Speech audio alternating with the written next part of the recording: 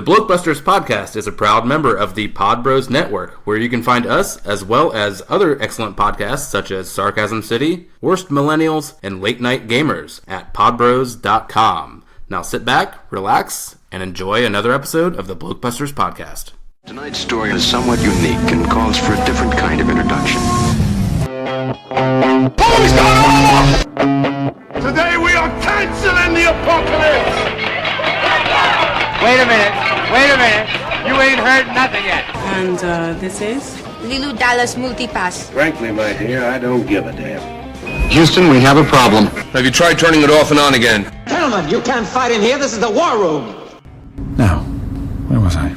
Welcome to episode 106 of Blokebusters. I am Paul, and Brian is still away, sadly, but hey, don't worry about that. Today I have got with me a guest who, in order to talk about Director's Cut, I figured, hey, why not have someone that has technically been in it? So yes, I have with me associate producer, fellow crowdfunder, and technically actor, Bob Lawler. How you doing? Doing well. How are you? I'm doing quite well. So yes, let's just get nuts and bolts out of the way real quick, and then we can dive straight into it. If you want to get a hold of us about anything from previous episodes or this episode or any further episodes, we're on Twitter, Facebook, and Instagram and Vero. Just search Blokebusters. You can email us at theblokes@blokebusters.com. You can go to blokebusters.com and check us out there. It's quite nice.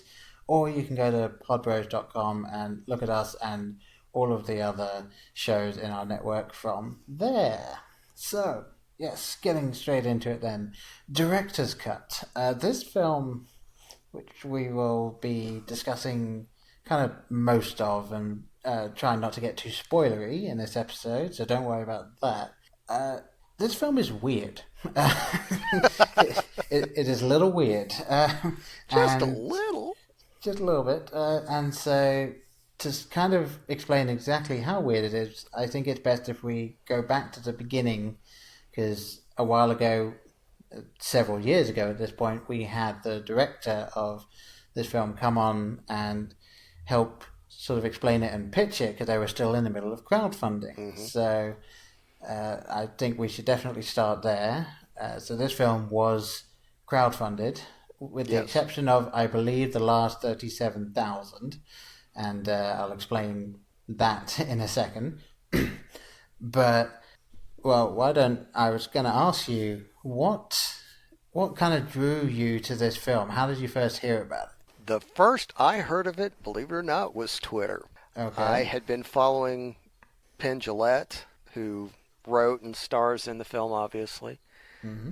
I've been following him for a while, traded some tweets back and forth, and one Sunday afternoon, I just saw a random tweet from him saying, if you want to be involved in this movie, here's where to go.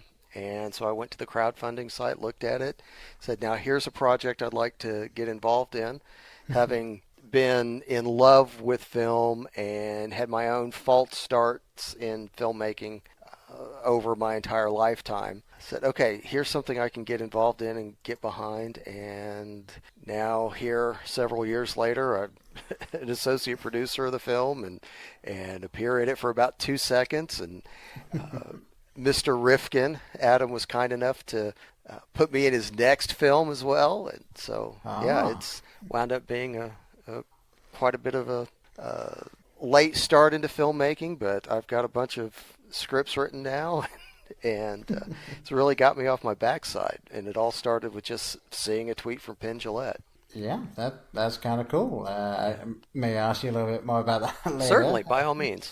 It's, but I'll answer my own question first. And I first heard about this because Penn talked about it in his own podcast. Ah, yes. I'll be honest, it's been a little while since I've listened to that, because my daily commute went from being 50 minutes to being 12. So I kind of ran out of time to listen to a lot of these stuff. So sadly, the Sunday School podcast is a little bit longer than 12 minutes. Yes. So yeah, I heard about it on there, and then obviously he put it out, so I went to the website, and this film is kind of right up my alley. I have been a huge fan of meta humor for longer than I knew what meta humor was. Obviously, a big fan of Monty Python, and they always destroy the fourth wall. And yes. Also, there was a horror film which I felt kind of summed it up better than any of the scary movies or anything like that ever did, which is something that I have championed on this podcast many times, called Behind the Mask: The Rise of Leslie Vernon. And it's a mockumentary where the main character is being interviewed by this documentary crew because he wants to be the next big serial killer. Like Freddy Krueger, Jason, all of Mike Myers, they've all actually existed in this world, and he wants to be the next one. And it's playing a lot on the tropes of horror film. Like they show him having to do cardio every single day because he has to be right behind the people that are running away at all times. I'll have to check that one out. Yeah, I, as I said, I heartily recommend it to pretty much anyone. Yes, it's really cool. And so this film being just meta to the extreme, as it were, I was like, okay, yes, I can definitely get behind this. So I put forward some money for it, and I mentioned it to my podcasting partner Brian, and he put forward some money for it, and yes, we got it completely funded. And if I'm remembering rightly, that was in 2014. I believe so. Yeah.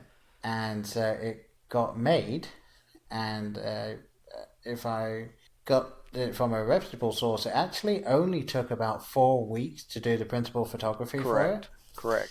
Yes. And it then effectively sat on Rifkin's and Penn's and the editor's computer for the next 2 years, and then it got put into, was it Sundance?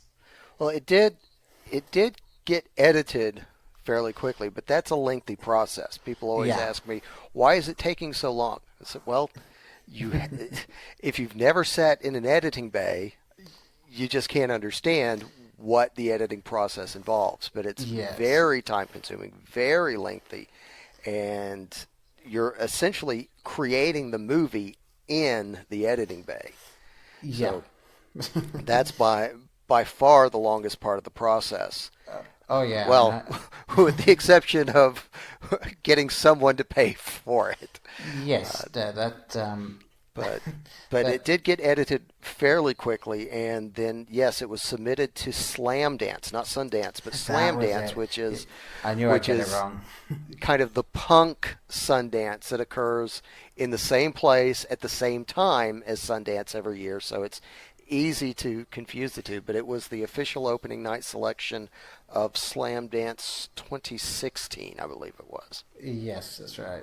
Very well received. I didn't get to make it out there for it, but talked to several people. In fact, one of the people who's in the same scene I'm in, she attended, and we discussed how well it went over at Slam Dance. And then, it sat around trying to find a distributor because it is, as you said, a weird film. And yes. About a year ago, I attended a film festival and got several people talking with Penn and Riff and Emily about possibly taking this, and it went nowhere. And finally, at the 11th hour, just as and I don't know if I'm allowed to say this, but there was a plan to self-distribute. I'll just leave it at that. Yes, I think that's safe. Yeah, just as they were about to finalize the arrangements to self-distribute, Dread Central came in and said, we want this movie, we want to distribute it, we want to give it a home. And so, it's had a theatrical release now, and it's out on VOD right now, and on June 12th, I believe, they'll be shipping the physical discs for anyone who pre-orders. They've got that available, and I will attempt to make sure that that's in any of the notes that for this episode so that we can actually get those out there. This was really kind of cool. Again, so this was crowdfunded, which meant that everyone that donated money got updates that most people wouldn't get for the making of the film. And I obviously won't go too much into any of those because those were specifically for the crowdfunders, but we were all effectively producers in the film. But obviously, you were absolutely you were a little bit more so because you donated a little bit more money. but we were all partners in crime on this, and we all got access. It was those hidden YouTube videos that Emily was so good about sending out that Adam would make on set, or some of the others would make on set, or during the editing. And they really pulled back the curtain and let those of us who couldn't be there every day see what was going on. And it was just amazing. I've been in film and video effectively my entire adult life to some extent. And just some of the things that Dan Flesher, the editor, was able to do just amazed me. It was really cool to see. I'm someone that I fully admit one of the jobs that I would just love to do for the rest of my life would actually be film editor. The problem is I don't have any, actual job experience in that field, and at this point I don't know if I'm going to get some. But like that type of thing is what I would just love to do, and being able to see a few snippets of that was really fun. And like you said, towards the end, they were telling us about all of these things that were kind of coming together, and then, the distributor didn't want this, so we dropped it and stuff like that. So, it was getting to the point they sent out an update that basically said, we want you to get the film that you guys have paid for. We don't want to be one of these crowdfunding things that it's like, okay, great, we got the money, bye. Exactly. And so they were like, okay, well, we're working on getting the disc, we'll get them out to you. And then a week later, we got an email saying, yeah, about that. But it was good news. It was good news. All the wonderful stuff that's happened. I mean, could you imagine back in late 2013, early 2014, when the money was being raised, that we'd have a theatrical premiere at the Chinese Theater in Hollywood? Yeah, that's insane. And man, that was amazing. It was in the same theater as Solo one night later. So, it was just amazing to go to that.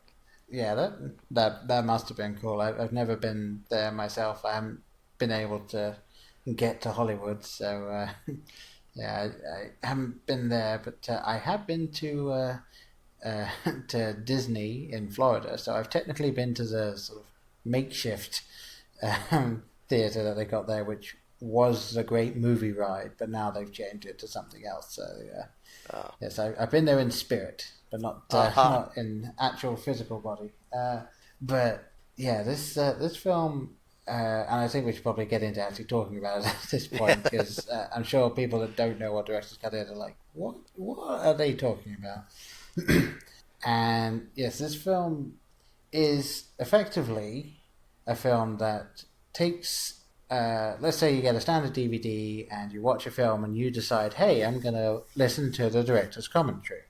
And so you watch the film again, listening to the director talking about everything, and maybe they talk about scenes that went differently or anything like that. This film starts as if it already has the director's commentary on it, although as the film goes on, maybe about 10 seconds in, you start to realize, oh, wait a second, this isn't the director. This is someone who fancies himself to be the director. And what's interesting about that is it didn't start out so obvious. I don't know if you saw the original script, a lot of the people who said, nope, I just want to see the finished product. But in the original script, it was a slow burn. The director's commentary started right off, but it was several minutes in, maybe 20 minutes in, before you started to get any kind of hint that maybe this wasn't really the director of the movie, and maybe this wasn't exactly the movie you thought you were seeing. And what Adam and Dan and Rich Nathanson, one of the co-executive producers, or I'm sorry, one of the co-producers, who was involved in the editing and a lot of the rewrites, what they discovered in putting the thing together was that the slow burn just doesn't work. It's great read, it's great on the page, didn't work when you were watching it. Yeah. And so by the time I got my time to go join them for editing, they'd already recut it so that, you start from the get-go realizing this isn't really the director of the film we think we're seeing. This is a fan edit, I guess, and we're hearing the commentary of the guy who did the fan edit. Yeah, it really is an interesting film that does something that I never heard of before. Which is exactly why no studio would touch it.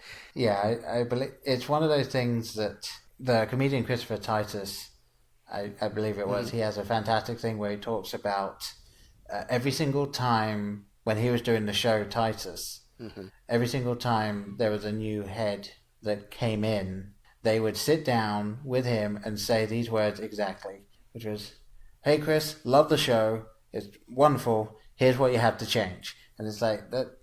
Yeah, I can see when Penn was talking about all of these studios that he would go to and say, "I want to make this film," and all of the responses were, "That sounds fantastic. It's too smart for us." Like exactly. This is a film that it doesn't really give you a second to kind of digest what's going on. You just either get what's going on or you don't. And I really appreciate films like that. Films that don't think that they need to dumb it down a bit for you.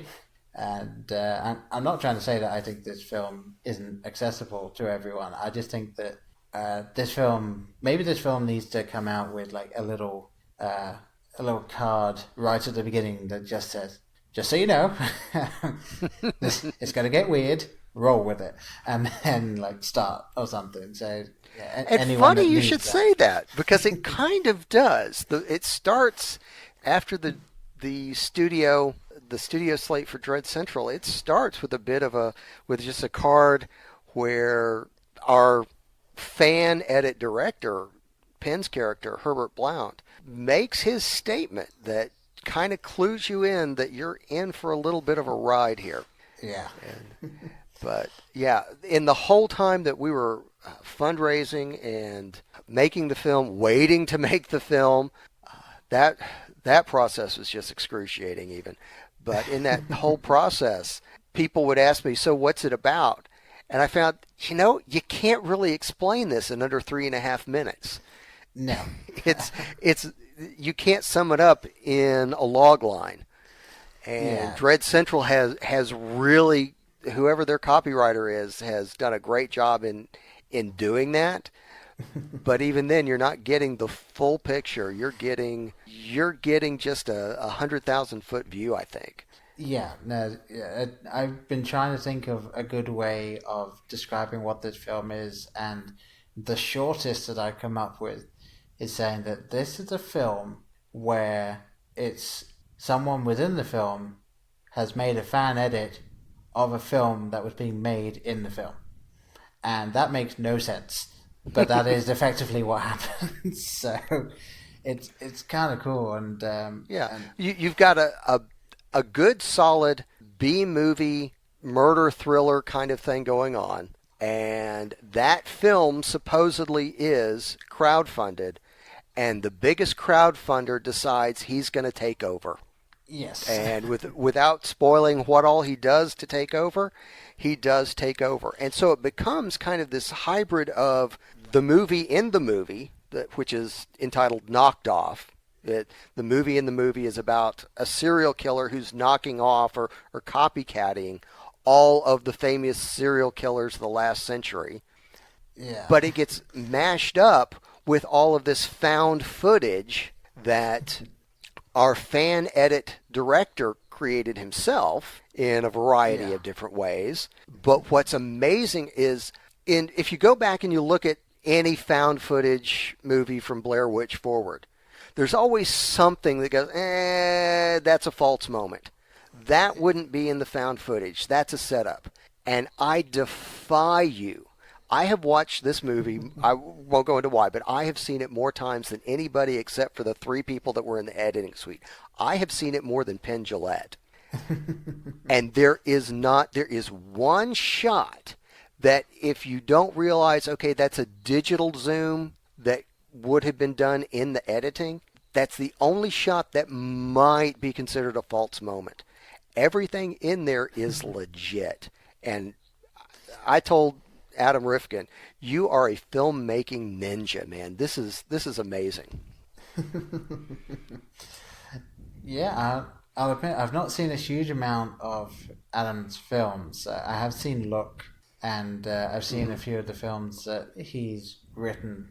I know he wrote Mouse Hunt in a weekend. Yes. Yes. Trying to make effectively the worst script he could, and then he sold it for $1 million. So well done him. But yeah, I really enjoyed watching this and seeing some of the choices that were made, and it was so well done. And there was actually an article that I read about someone else kind of talking about this film, and they brought up a fantastic point, which is that obviously Herbert Blount is not a professional director, so he doesn't know not to include certain things, such as there is one point in it where he includes footage that he himself has shot of putting hidden cameras in to explain that he was going to get a hidden camera shot of the actress. And any director worth his salt knows that you don't need that. It's kind of implied. But he is not a director, so he doesn't know that, so it's in there. And it's just one of these fantastic little things where it's like, it just helps build this character by using something that is so amateur. Yes. And it's really cool to see. Exactly.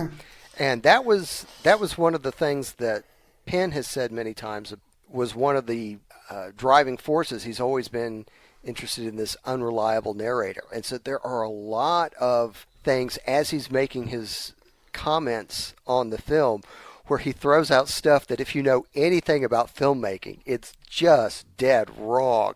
And so when you see it, if you know anything about making movies, or if you've just watched a movie about movie making, like State and Maine or whatever, this guy doesn't know what he's talking about. And yet it works, and it's beautiful. And what I've seen a handful, maybe 3 or 4 people who were disappointed. When this was pitched, it was going to be an out-and-out horror film. It was going to be a gritty, dark horror film. And what happened was they had a series of actresses attached to the film that for one reason or another had to drop out. The first one, I don't know who I can say, so I'm not going to bother, but there was a size dynamic. Don't worry about the names. 6'5", 6, 7, 8, whatever Penn is, compared to an actress who's very good, very well known, but she's 5 foot nothing. That would have been an incredible dynamic, and she was all for it, and everything was ready to go, and then she got a stalker. Life imitating art. And she said, and Penn and Adam, they were like, no, we get it. I mean, this would freak you out. We're not going there. And so it was things like that. They wound up rewriting the film just past the crowdfunding stage. I believe they wound up rewriting that film for 14 different actresses. But when Missy got involved, it suddenly became a comedy. And Penn put it best, and I'm going to clean it up because I don't know what you say on this podcast or not. Oh, no, but don't bother cleaning anything up. Go with it. Okay. Well, there was a particular actress who's very known for risque sensual roles, and she's kind of a tough gal and very beautiful, very sexy. And he said, before you fuck her, you got to hit her before you fuck her. You can't hit Missy before you fuck her. So, that's what changed. Yeah. So it became a comedy, and a handful of people who were involved in the picture, who were involved in the crowdfunding, said, okay, I was looking for more of a horror film. This is a horror film, wrapped up in a comedy, all hiding an honest-to-goodness love story. Yeah. Yes, a slightly one-sided love story, but a love story nonetheless. Yeah, and not the love story you'd think. You have to let yourself see it, and you realize that Herbie is in love, and while he may be in love with Missy, there's a deeper love in there still, and he explains it at the very end. And it's beautiful. Yeah. Yeah, it is. It's one of these films that it's kind of difficult, as we said, to just explain quickly. So no matter what else we talk about here, I'm gonna say right now, anyone that is even remotely interested in your kind of meta humor and your smart filmmaking, and something that will just kind of keep you gripped, and like we said, unreliable narrators always fun. Like, just please go and find this film. I understand it's a little difficult to find a film called Director's Cut. Just put the brackets 2018 in there, you'll find it somewhere. It really is odd. Adam Rifkin does seem to like directing films that make it very difficult to find when you're searching for them. Yes, look, Director's Cut. Exactly. Put in there Adam Rifkin, or put in there Penn Jillette, or put in there Missy Pyle. Yes, it is definitely a film that is a lot of fun to watch, but does make you think, and it has some great moments in it. And what I was going to ask you next is, do you have, I mean, you've seen it a lot, so do you have any moments that every time you watch it, you're looking forward to this scene, or you're looking forward to this one line from this one person? There are a few. There's obviously my big scene. Two seconds maybe. But yeah, the longest speech in the whole movie is a character named Rudy Nelson, played by, of course, Teller, who never speaks on stage as himself in anything to do with Penn and Teller. But in this, he has the longest speech, and Penn wrote it that way. And he plays a guy that they bring in as a suspect. And there is this one shot in the film within the film, but with Penn's commentary. And it wasn't until about the fifth time that I saw it that it even registered with me. Penn's character, Herbert Blount, is narrating, and we're saying it's too early in the film for this to be the killer. This isn't his movie. We know whose movie this is. And when it finally registered with me who was on screen when that line lands, my jaw just dropped. How did I miss this? But yeah, I love that. I love the whole, I don't want to spoil anything past the midpoint. I love the resolution. I absolutely love the resolution of the film. And it is a wonderful and resolution. the opening. Oh my goodness. Okay, I got to tell you this story, and it's going to get me. I hope my wife doesn't listen to this. The movie opens on the lovely backside of an adult film actress being taken in to be booked for prostitution, blah, blah, blah. Right. When I went to edit out in Hollywood, we spent the first 90 minutes or so looking at the current cut of the film, which then Dan had to burn to Blu-ray to send off for Cannes, or however they're pronouncing it this year. But while he was doing that, we got to talking about stuff, and then when we could get back into it, we spent the rest of the day, so like another 10 hours, working on probably the first 2 minutes of the film. So you can imagine how many times I saw this one performer's backside. A fair amount. Flash forward 6 months. I'm watching one of these mashup. I think it was the Hungover Games, which the Hangover meets the Hunger Games meets every all the Marvel movies, blah, blah, blah. And there are a couple of adult film performers in that. I had seen the actress's face. I had seen her lovely bosom. When she jumped up on another character's back and her backside was seen, oh, that's... and I named the actress because I recognized her from her butt. And, my wife was, why do you know this? So, yeah, I said, remember that day I went out to edit a director's cut? And, yeah. So, yeah, there was one screen, it was just that. There you go. Just burned into your retinas there. Yeah. Yeah. I never forget a bet. Yeah, and it's kind of interesting because I've been trying to think. I've only seen the film 3 times myself, so I've been trying to think of some of the bits in it that have been things that I've enjoyed every time, or things that I've appreciated the second time or the third time I've watched it. And I was gonna say I did enjoy when Teller was on screen and you hear Herbert just saying, "This is a bit of an inside joke," when when it's like you have the right to remain silent. It's like, okay, knowing Penn and Teller, I really appreciated that line, and it's kind of. And the question I had then as well is, how meta is that? Like, is it 2 levels of meta, or is it 3? Because I don't know. I don't know if it's Penn. I don't think there are enough. I don't think you can count the level of metas. Yeah, it's almost like because even one of the crowdfunding rewards they offered towards the end was, for a fee, you can record your own director's commentary to go onto the DVD Blu-ray for director's cut. So, a whole nother level of meta there. There's another in-joke. I don't know if I should. Well, we know Lynn Shay is in the film, right? She plays Captain Wheeler, the detective's boss.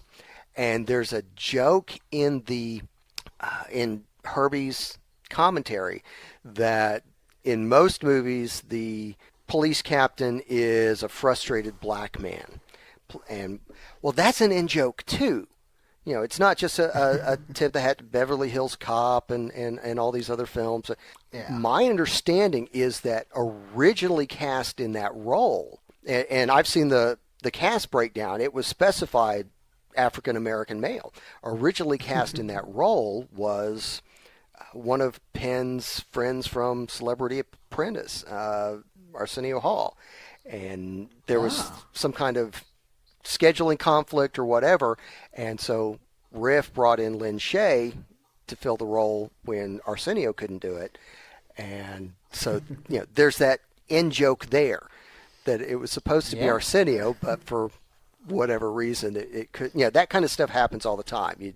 Something gets shifted, and you lose this talent, you lose that talent because of schedule conflicts. So, especially when, as we said, principal photography for this ended up only being 4 weeks. So it's like you have a really short window, and you can only do that window when you have the main actors and actresses set.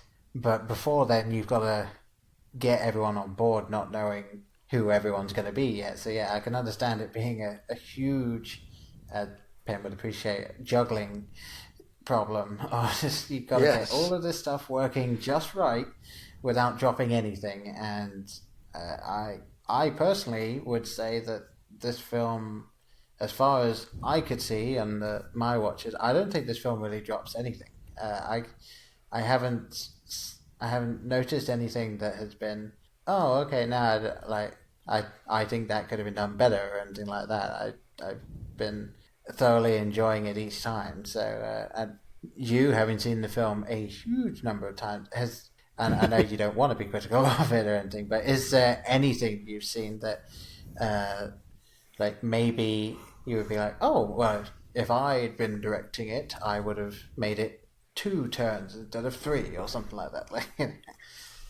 Oh gosh, no. I would never give Penn or Adam a memo I would never. No. There are some technical things that you see. Oh, it's been said a bajillion times. There's the movie you write, there's the movie you film, there's the movie you edit. That is, you can't always film what's on the page. You make adjustments. And then you get into the editing room and you don't necessarily have everything you need to do the film that was on the page or even the film you shot. So the final result winds up looking different from the script. And there are a handful of things. I hope they're in the outtakes, but there were a number of sequences that were movie homages to things like Godfather and Rocky and whatnot that were supposed to be towards the end of Act 2, that they just, it's not working, we're going to do this instead. And, you know, I miss those things only because I saw them on the page and thought they were funny. But seeing the finished film, no, they didn't fit. They wouldn't have worked. It wouldn't have been, the film would not have rung true if they had gone that silly with it. Yeah. There's the first shot of Lin Shaye. There was a technical issue in that the shot we really needed, there was a camera shake in it. Those things happen. And part of why we spent so much time in that first few minutes was trying to, okay, what have we got that we can do instead of this? And what they wound up doing was whatever digital effects house they used managed to find a way to clean that up so that it didn't look as bad as the raw footage did. They did some digital tricks to take out the shake, and so I see those kinds of things. But in terms of flaws in the film, no, my goodness, it turned out so much better than I expected.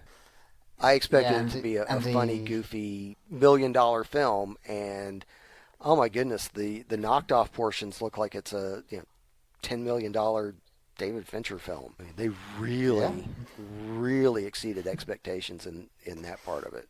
Yeah, and I was going to say there's during that scene that you're talking about, there was one bit that I noticed when they do him blowing the smoke and the camera goes through it, and I would say that the smoke, I'm 99.9% certain the smoke is a digital effect, and it is. Now what you've been saying, it was like, was that added to kind of slightly hide the shake? Maybe, I don't know. Or I mean, it's a cool transition anyway. Well, I think what it was, the vape pen that Harry Hamlin's character uses didn't put out that much vapor. It wasn't that visible. So yeah, they had to digitally enhance that to get the feel that they wanted, the tone that they wanted. And there's a funny story to go along with that too. Harry Hamlin is one of the lead actors in this. He plays the older of the two detectives. The other detective, Hayes MacArthur, people might know from Angie Tribeca, has been in Look, which Adam directed, was in... Trying to think of the name it was released under. It was called Homo Erectus, but National Lampoon gave it a different title. It's skipping my mind right now. Played Adam's older brother in that, and that's where Adam introduced Hayes to his wife, Allie Larder, on that set. But Hayes is just a great actor. The chemistry between them is great. But Harry Hamlin had been practicing with some vape pen and had gotten comfortable with that. And Adam and the producers were like, well, this is the company that's put some money into the film so that we can afford to make it. We need you to use this one. And Mr. Hamlin was a little reluctant. But I've been practicing with this one. He said, well, let me put it this way. They've put more money into the film than we're paying you. And so if we have to choose between the two... And my understanding is Mr. Hamlin's response was, let me see that pen. Which, as it would be. Okay, would you put it that way? Would you put it that way? So, but the vape, most, I would say probably 70 to 80% of the vapor, the smoke that we see is digital. And it looks so good. It does. It looks really cool. And I'm only saying that in terms of the visual effect to adding the smoke for the vape. rather than the vaping itself, because I have never understood the point of that. And never having smoked, I don't know. Maybe it's a good way of people getting out of smoking cigarettes and smoking something that is less harmful for you, and I'm all for that. But yeah, I think some people pick it up ironically and don't do that. I think so too. Speaking of digital effects, I don't know if you noticed, but there's only one scene in the film where the bullet hits aren't digital. Did you notice? Could you tell that most of the bullet hits throughout the film were digital, not squibs? Yes, I would say, yeah, especially during the clock tower scene. I think that was when it was most obvious that it was not practical. Okay, but I'm going to assume that it is the final shooting of the gun without trying to give it away. That one to me felt the most real. Is that right, or is that wrong? The final shootout, you mean? Yeah, as in the actual final culmination of the film within the film. Yeah. Right. That's correct. Yes! Score one for me. Not that anyone's keeping track in any way, shape, or form. But the James Huberty Blumps Burger scene, all the bullet hits in that they talk about it being squibs in the behind-the-scene footage that you see, but no squibs in that scene. It was all digital. Yeah, I do. It's like they're hunting humans. I believe there's not enough emphasis on that one. It's like they're hunting humans. Yeah, that's another line that I always look forward to seeing. It's kind of like. One fun thing I found in this film is that it's the same if someone is able to play the piano really well, it is very difficult to then play it badly. And that's kind of what I feel with this film. It is very difficult to play acting badly well, which you'd think it wouldn't be. You'd think it would be really easy to just act badly, but you've got to act badly in a way that is enjoyable to watch. So it's I think that Penn did that fantastically anytime he was, as Herbert on set running around doing his stuff or anything like that. Yeah, absolutely. It's kind of this film has been really interesting for me to try and think of how to talk about it, because as I've said, I don't want to spoil it because I want people to be able to go and see it and not know too much about it, but then that does limit you very much in what you have to talk about. But with this film, I think that so much of the enjoyment comes from just listening to Herbert talking about stuff and seeing what he's chosen to splice in. And it's I do think one of my favorite bits in the film, aside from actually hearing Gilbert Gottfried's real speaking voice, which was, I think, the biggest shocker for me in this entire film, was that Gilbert Gottfried talks and it's like, oh, he's not putting on his voice as much as he normally does for this. So that was really cool to hear. It was just it's actually in that scene where Herbert is like, oh, this is the best shot, and they left it out, like the best shot of this scene, and it's an outtake of Missy as just kind of reading a book. And for whatever reason, that I find that really funny, is that it's just like, oh, here it is. It's just her reading a book, not interested in the slightest. One of the best juxtapositions, I think, of in the entire film is polished film to bad cut. And the time code. Yes. The good old time code. I've seen. I've been lucky enough at the company I work for now. I was the product design and development coordinator for them for a year, so I did get to do some editing, and I have seen a fair amount of time code because I had to record 40 hours of training video and then edit it. So I was sat in that editing bay myself, just going through and just watching timecode after timecode after timecode, and I had to intersplice all of this other stuff that went into it. So it was, and I happen to know now, because I'm still with the company, just in a different position, I happen to know that all of that work is now pointless because they moved to something else. So it was, yay! Lots of sitting around being paid to edit this, and like, well, no, throw it in the bin. But yeah, it's so.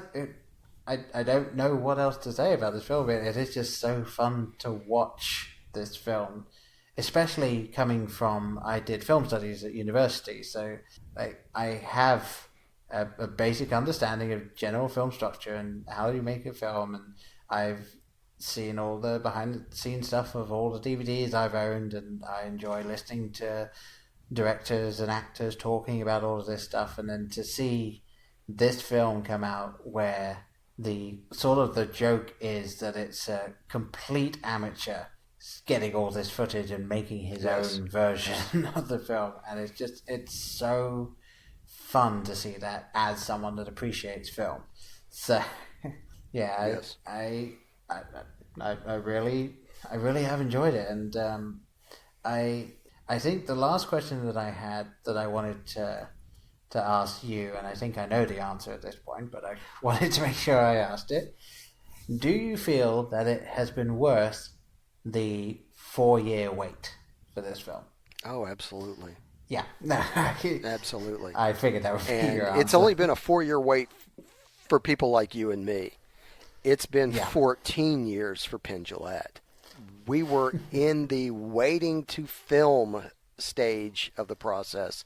I remember when it was I can't remember what holiday it was, but an update came out over a holiday, and Penn said it was 10 years ago this holiday that I sat down and started writing the first draft of what was then called director's commentary. And so it was 9 years before he and Adam took it to the community to crowdfund the film, and it's been 14 years overall. But I absolutely think it's been worth the wait. What about you? Do you think it's been worth the wait? Definitely. It's one of those things that you put the money towards it, and really all you can do is hope that it's going to happen. And as much as you hear all of the promises and stuff, like Penn did say that if this film gets fully funded, everyone will get the film. Like he said, he will sink his own money into it to make sure that everyone that fully funds the film will receive the film, no matter what actually happens to it afterwards. Yes. And I know they were days from pulling the trigger on that. He did reach into his own pocket to do some last minute stuff, and the production of the discs was going to be out of his pocket, if my understanding is correct. But yeah, they held, and oh my goodness, shout out to his wife Emily Jillette. All the work that she's done over the last 4 or 5 years.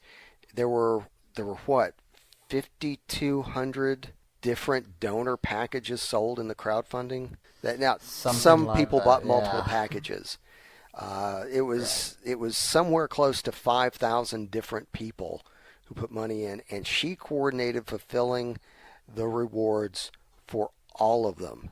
And they're in the last stages of doing that now, shipping out the DVDs and all the ancillary goodies that go with the posters and the things of that nature that were promised. They got the T-shirts out early. And very early, yeah. And she's been the one that's handled all that, and I know she had to be working at least 80 hours a week for the first year or so doing that, and far more effort than 2 or 3 people should have been tasked to do it, and she pulled it off. And so it's been really cool. With one exception, I think everybody's been happy. Okay. And I might ask you about that when we start recording then, because that sounds like an interesting story. I just know that somebody got unhappy before the film went into to principal photography, and so they gave him his money back. Oh. Yeah. Well, I don't know who it was or about what he was unhappy, but they said, hey, if you're not happy. Yeah. So, we're not going to keep your money. I've been more than, And shout out to Peter Golden and Glenn Ally. Peter, I met on the set, and oh my goodness, just the antithesis of the arrogant Hollywood producer. I mean, he was the nicest guy, the nicest Hollywood producer I've ever met. That's for sure. And, well, cool. Took care of everybody. Took care of everybody who was there. And of course, Penn was amazing. Missy was amazing.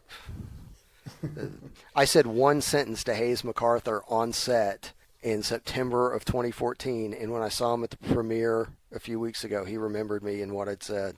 I mean, the people involved in this were just amazing.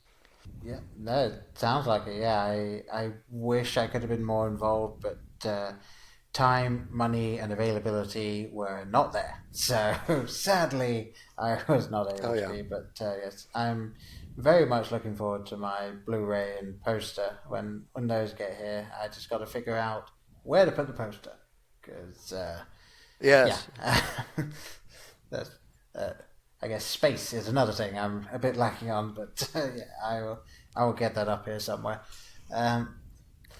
If there's one other thing I want to talk about is Dread Central, man, coming in and pulling this off, and they're still talking about taking a day or two of additional filming and finishing Knocked Off, the movie as possibly a standalone movie in and of itself. So I mean, they definitely could. I mean, if you consider like Sharknado, 6 is out there. Like, there's so much stuff like that out there. You could definitely make this, and it would be just that right level of cheese. Yeah, like, just based on what you see, there's enough there to keep you interested, even though it's effectively the same story you've seen over and over. But yeah, I would be happy to see that. Maybe they could, retroactively add that into the crowdfunders. I don't know, just saying. Probably not, but there you go. There might be a abbreviated version of it on the DVD. You never know. But I certainly hope that one day we get to see Knocked Off as a finished film. Yeah, and maybe that'll go to the Man Theatre as well. You can have two releases out of the same film. Absolutely.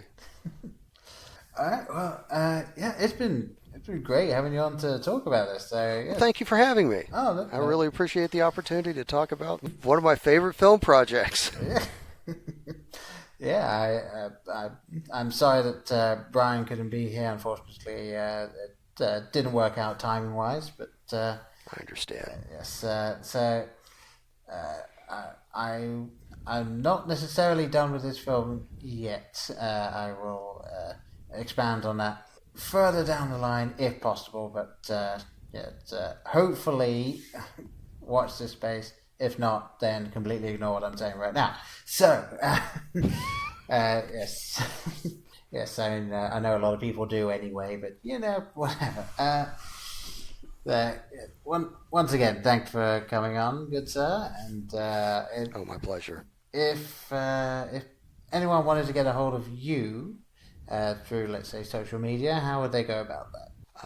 At Real Bob Lawler on Twitter, or they can look for at Uncle Bob's Pix, Pix, on Twitter. Alrighty, yes, a double handle there. I like it. And if you want to get a hold of us, like I said at the beginning, just search Blokebusters on Twitter, Instagram, Facebook, Vero. I know most people are going, what the hell is that? It is a new social media. It's slowly building up steam. I figured why not check it out? So we are on there in a limited capacity, but there you go. Or, as I said, you can email us at theblokes@blokebusters.com, or check out our website. It's a nice little area of the internet there. So, with all of that being said, I've been Paul, and he's been Bob, And thank you very much for listening. Thank you. In case I don't see you, good afternoon, good evening, and good night. Hang on a minute, lads. I've got a great idea. Louis, I think this is the beginning of a beautiful friendship. You're still here? It's over. Go home. Go. Brian here with a quick lesson in theater etiquette. We don't need to hear your comments after every single trailer.